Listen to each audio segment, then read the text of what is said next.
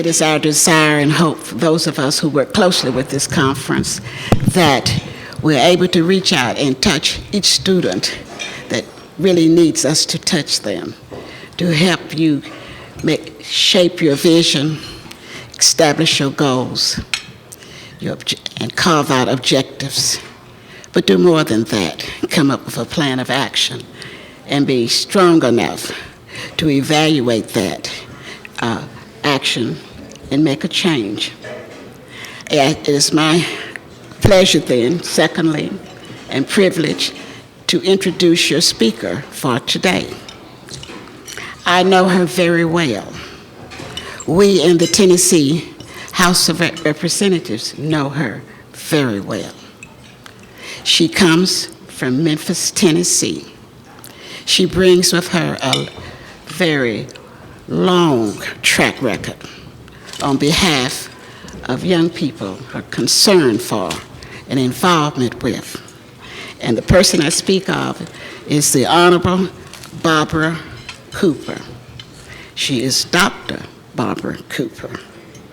She has taught in the public schools of Memphis, Tennessee. She's retired from that and now in the legislature. She has been in the legislature for about 3 terms. Is it 3 or 4? 11 years. 11 years. 11 years. So that's about 5 terms. Okay. She's completing really her 6th term. That makes her a veteran in the legislature, because in the House of Representatives, which she sits, there are 99 members, of which, of the 99, 16 of us are African Americans. We each in the House of Representatives have to seek office every 2 years. That's no easy task. No sooner than we are elected, we have to begin to prepare to run again.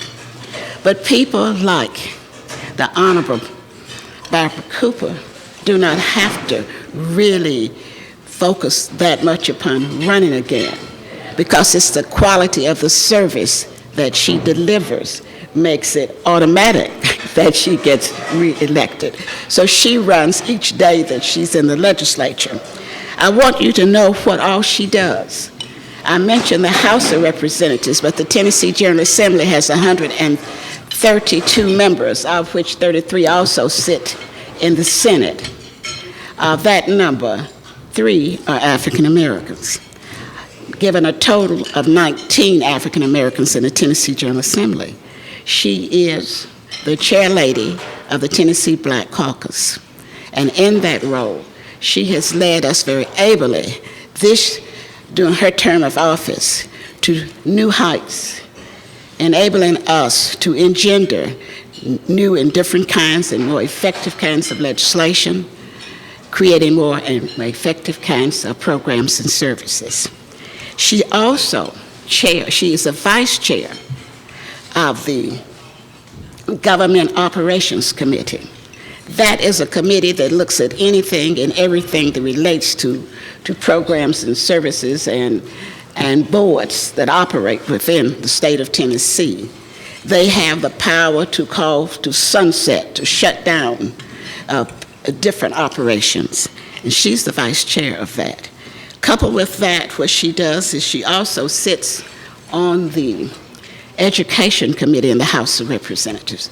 And I hope you understand now that is the committee in the House as well as the one that's in the Senate, that from which springs your policies and programs relating to K through 20, not just K through 12, but we take on higher education too. And she sits on that body. She also sits on Children and Families Committee and a host of other subcommittees.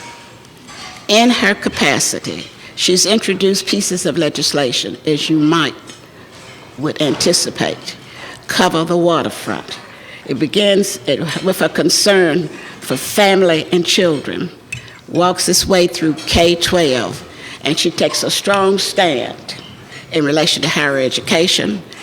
And if you haven't heard her name, you ought to want to remember it, because she's one of the stalwarts in the legislature who's fought the administration of the Gateway test and how it is administered, because it does a real disservice for too many students. She's been an advocate in relation to lottery scholarships, making sure that those scholarships are accessible, available to all of Tennessee's children who opt to get post-high school education.